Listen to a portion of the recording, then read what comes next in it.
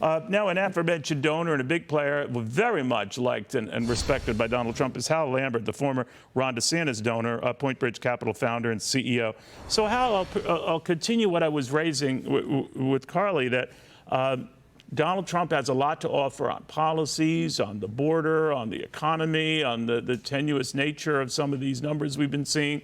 But he gets sidetracked. And I know, maybe for all I know, you've been among those telling him, sir, let's keep to the issues because you win this hands down when you stick to the issues. But he's not, he can't, he won't.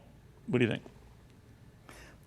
Well, I haven't been telling him anything on that. But I will say this, Neil, you know, maybe, just maybe, Trump is very happy with the Democrat ticket, and he doesn't want it changed out at convention. So, I mean, perhaps that's part of the strategy. If you think about this is him being Kamala happy. Harris wait. This is him being happy with this. That you got Kamala, and that's okay with him. But she has surged in these polls. I guess he must think it's a short-lived event.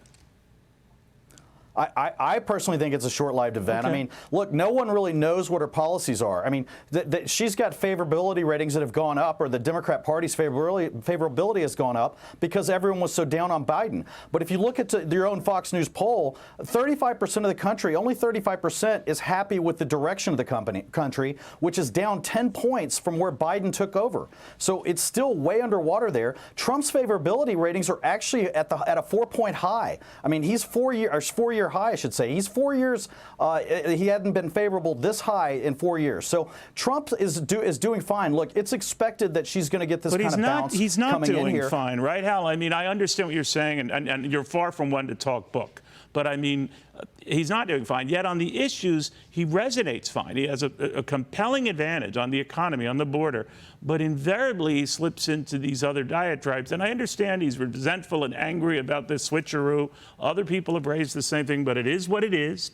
And here we be. Are you worried he's blowing it? I'm actually not worried he's blowing it. I think what you're going to see here is you're going to see the Democrats this week. They're going to put out a bunch of smoke and mirrors. They're going to stay away from real policy agenda. They're just going to try to make this kind of a hype deal where, hey, aren't we all happy, joyous? You've heard joy over and over again.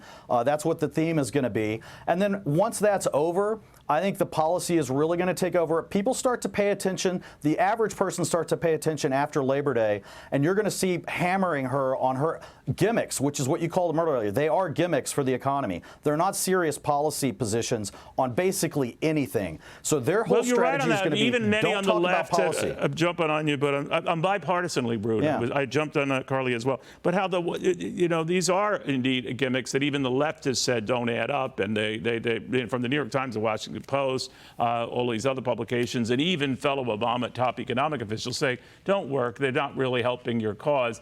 But I'm wondering if she is chasing, or this ticket is chasing, a large group of voters for whom the details of this stuff don't matter as much as the message. You're doing things that will help me, the common man or woman. And she's already portraying him and that ticket, the Republican ticket, as appealing to the not common man, the elite. Are you accusing her of buying votes? I mean, because that's effectively what that is yes, she's trying to appeal to certain segments by buying their votes. Well, I don't know that it really is. I think most people, look, the Democrats that are going to vote for Kamala Harris were going to vote for Joe Biden too. We're talking about the independents in the middle. Where are they going to fall? And I think ultimately they're going to fall to Trump because these gimmicks they realize are not real. But you know, Hal, I followed your career very closely. I've never heard you call anyone a name or demean them, but personally or otherwise. You've stuck to issues. You're a substantive human being. That could resonate. That could resonate. Always good seeing you, my friend. Thank you very much. Well, thank you, Neil. Thank you. All righty. Hal Lambert. We'll have more.